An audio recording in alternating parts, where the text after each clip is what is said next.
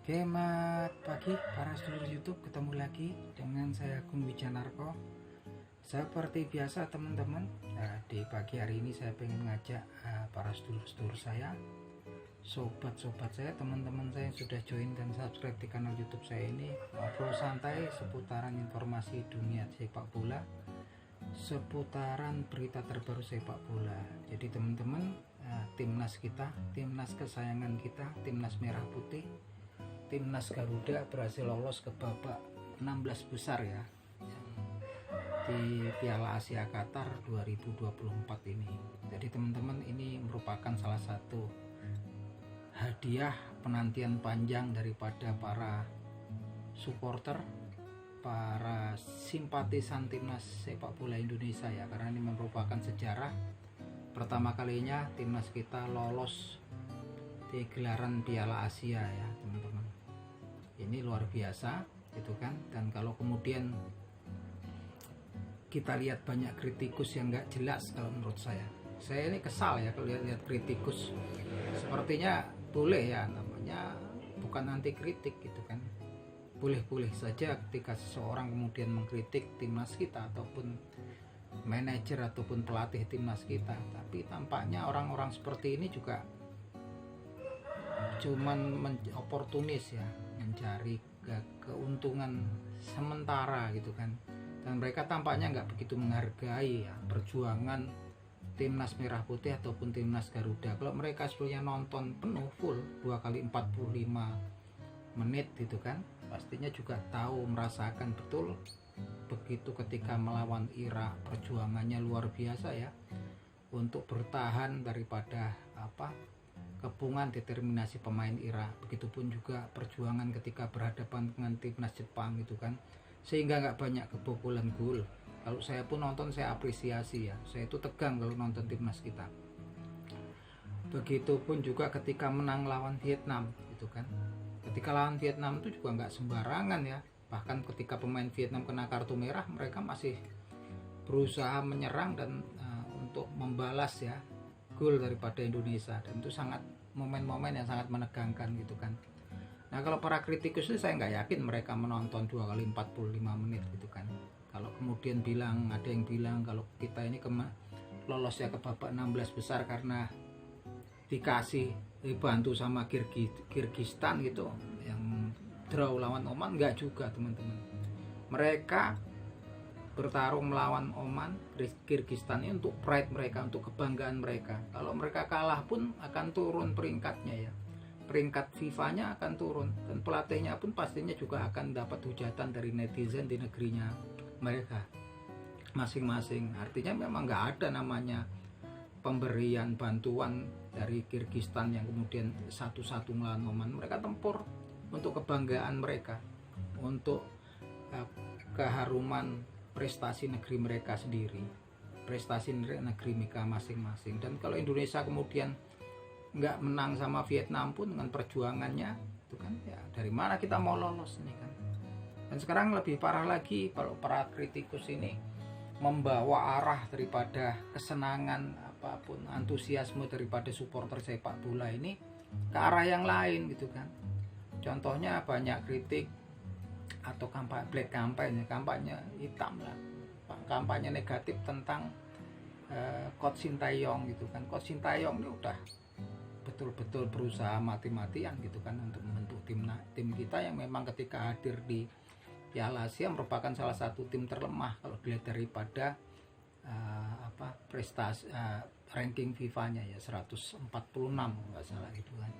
Sampai ketika melawan Jepang pun berusaha memasukkan Elkan Bagot sebagai striker. Ini memang ujiannya, memang tim yang masih baru, timnya anggotanya masih muda-muda, termuda ya di skuadnya Indonesia di Piala Asia Qatar. Begitupun juga uji coba Justin Hubner jadi defensive midfielder gitu kan.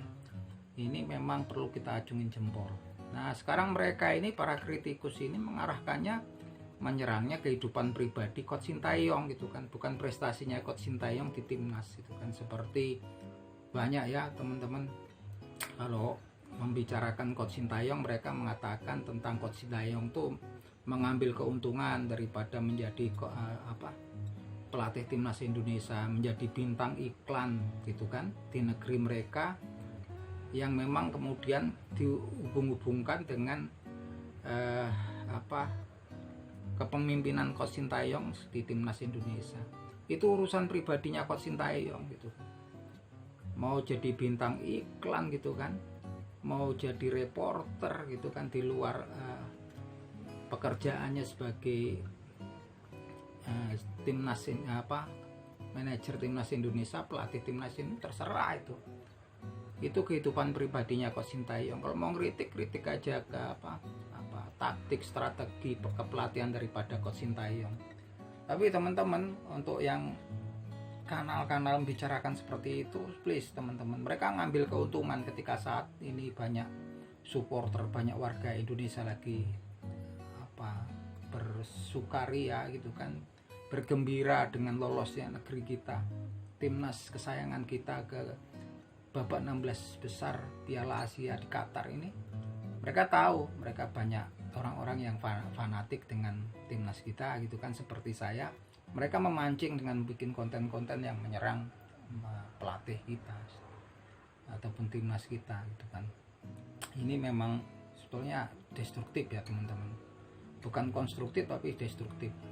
Mereka tahu kalau kemudian teman-teman semakin banyak menghujat, ngasih di kolom komentarnya, video mereka akan populer, karena memang algoritma YouTube memang melihatnya seperti itu. Ketika seseorang nonton karena kesal tuh retensinya bagus, naik, dan komennya banyak, walaupun komen teman-teman buruk juga dianggap oleh algoritma YouTube bahwasanya video tersebut menarik orang banyak gitu kan. Dan tentunya video tersebut akan mendapatkan rekomendasi yang lebih dari pihak YouTube. Oleh karena itu nggak perlu ditanggapi ya teman-teman. Saya nggak mau naruh komentar saya di kolom. Saya nggak mau nonton lama-lama yang konten-konten seperti itu, karena akan menambah kepopuleran rating mereka di mata algoritma YouTube. Itu saja, sekedar itu ya teman-teman. Ini saya memang kesannya karena memang nggak menghargai. Kalau saya sendiri nonton timnas kita itu betul-betul terenyuh, betul-betul prihatin gitu kan, ketika dikurung sama Jepang, dikurung sama Irak, melawan Vietnam aja udah deg-degan, diserang terus ya, walaupun ketika unggul 1-0 mereka kehilangan satu pemain, mereka masih mati-matian untuk mengalahkan timnas kita, paling tidak draw. Nah ini yang kita lihat prosesnya memang luar biasa berat. Kalau kita lihat seakan-akan kadang-kadang kita kesal, sepertinya timnas kita seperti pemain yang mau baru belajar main bola ketika berhadapan dengan Irak ataupun Jepang. Tapi di sini kalau kita tahu siapa lawan-lawan timnas kita dan proses timnas kita yang lagi terbentuk, ini kan embrio masih kan. Bayangkan timnas kita, para punggawanya masih pemain-pemain yang baru bergabung ya, 1-2 tahun ini, seperti Elkan Bagot, Jasmine Hapner baru beberapa bulan, Sandy Walsh, Sain Patinama, apapun itu, mereka pemain-pemain dari luar, pemain naturalisasi, mereka sudah warga negara Indonesia gitu kan. Dan yang terpenting adalah semua bekerja sama, semua bertanding di sini untuk mengharumkan nama besar, mengharumkan nama Indonesia di dunia internasional, meningkatkan prestasi Indonesia di dunia internasional gitu kan. Jangan terus bilang juga masalah pembinaan udah dari zaman PSSI berdiri sudah ada pembinaan. Dari zamannya Kurniawan Julianto ada Primavera di Italia. Kemudian zamannya Evan Dimas Darmono ada Primavera yang di Uruguay gitu kan. Jalan terus gitu kan. Kompetisi juga jalan terus gitu kan. Yang jelas saat ini kita butuh realistis ya teman-teman. Apalagi nanti ketika berhadapan kerasa kan dengan tim-tim yang memang kelas Asia. Kalau biasanya kan kelas Asia Tenggara. Kerasa kita memposisikan saat ini biar nggak apa-apa kalah, kita tahu posisi kita di mana. Begitu sekelas ya lumayan positif gitu. Ketika melawan timnas kelas Jepang gitu kan, Blue Samurai yang begitu terkenal, begitu populer kan. Mereka peringkatnya 19 gitu kan. Timnas kita bisa melawan, bahkan bisa melesakkan gol gitu kan. Ini luar biasa kalau menurut saya kan gitu kan. Nggak cuma bermain negatif tapi berani keluar untuk menyerang juga melawan timnas Jepang. Dan kita tinggal tunggu waktu. Karena pemain-pemain Jepang pun ketika diwawancarai oleh media sosial gitu kan, media massa, mereka mengatakan bahwa potensi 3-5 tahun ke depan timnas Indonesia ini bisa menjadi ancaman. Dan skuadnya masih skuad muda-muda semua. Bayangkan di sini ada Rafael Struijk yang masih muda, usianya berkisar 20-21 tahun. Ivar Jerner seperti itu.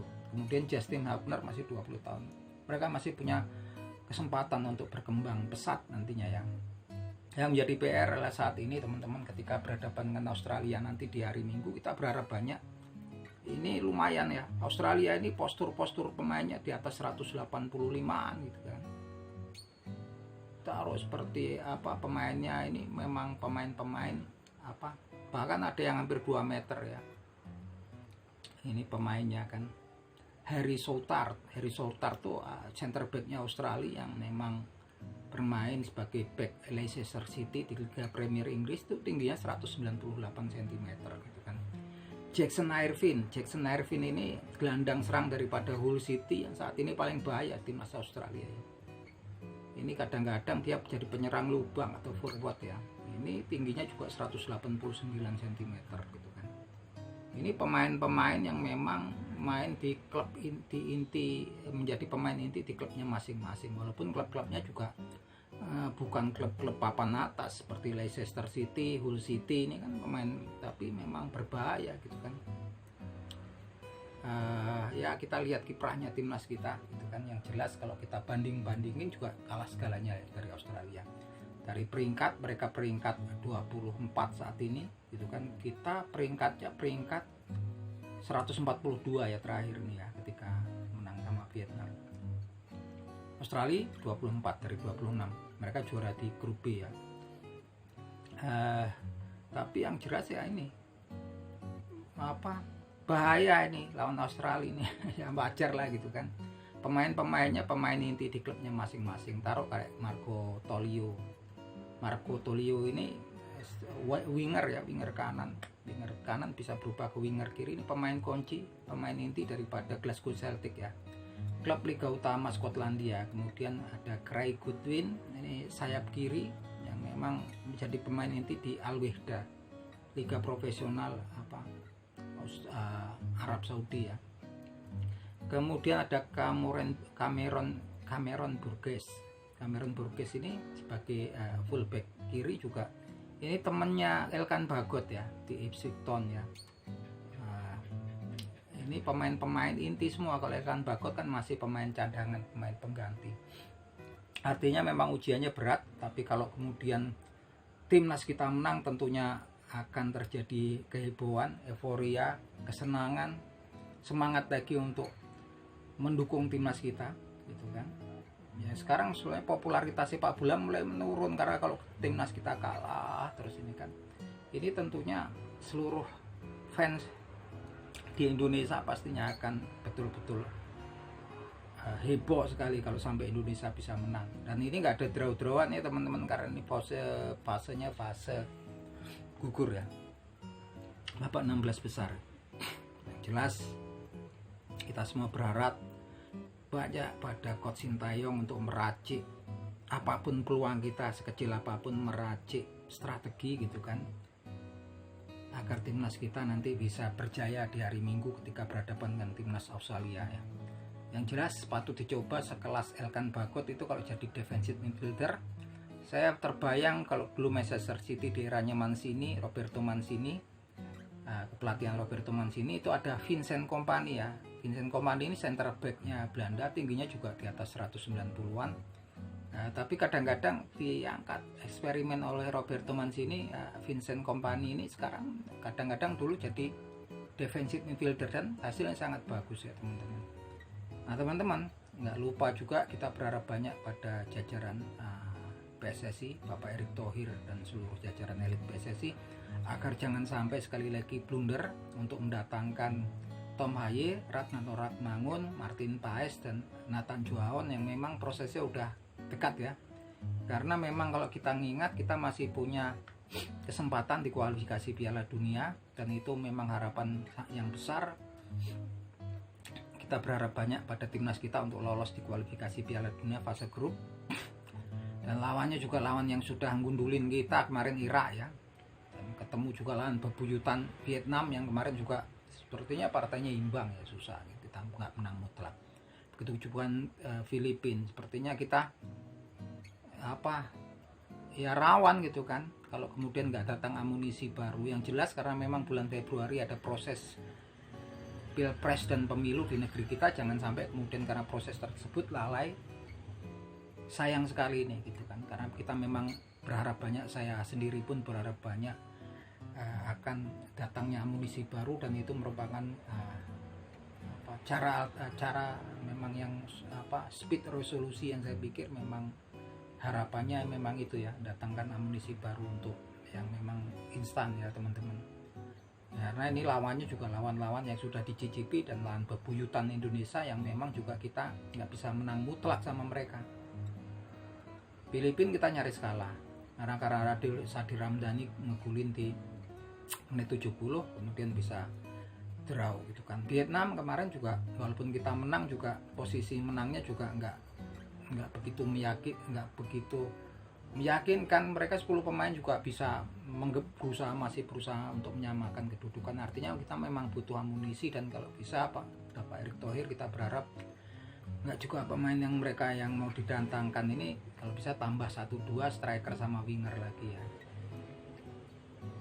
Kalau bisa ya sekelas ada itu Jordi Hendrik Moherman tuh yang di Vukovar, dia menyatakan tertarik untuk bergabung dengan timnas kita ya di Liga Kroasia Vukovar 1991. Dan kemudian ada Anzi Zakiri yang main di Lausanne, striker berdarah Kosovo Swiss dan ada darah Indonesianya, itu juga sepertinya tertarik untuk bergabung dengan timnas Indonesia. Begitupun juga Ilyas Salhab ya.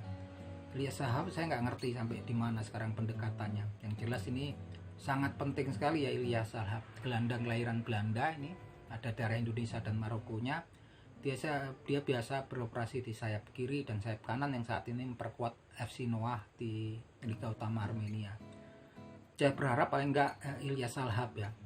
Kita butuh winger yang betul-betul mumpuni, dribble bola yang bagus, punya kontrol bola serta ketenangan untuk masuk ke pertahanan lawan, kemudian bisa memberikan crossing yang memanjakan para striker, dan ini ada di Ilyas Salhab.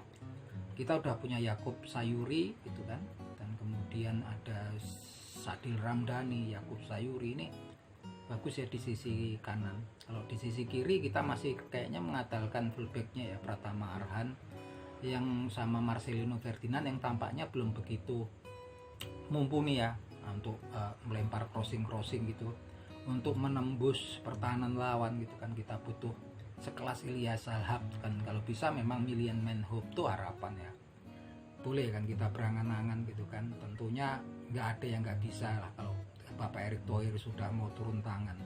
Bapak Erick Thohir kita berharap karena punya koneksi, jaringan yang luas serta wawasan yang luas di dunia sepak bola internasional.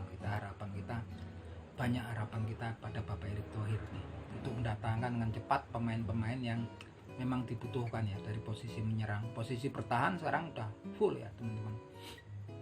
Nah ini aja teman-teman obrolan kita di pagi hari ini. Jangan lupa teman-teman subscribe sama press bell-nya supaya teman-teman dapat notifikasi kalau saya bikin konten-konten yang baru. Semoga ini dapat informasi ini bisa menghibur teman-teman di rumah. Akhir kata, salam seduluran dari saya Kung Wijanarko dari Yogyakarta. Yuk, atur nuwun.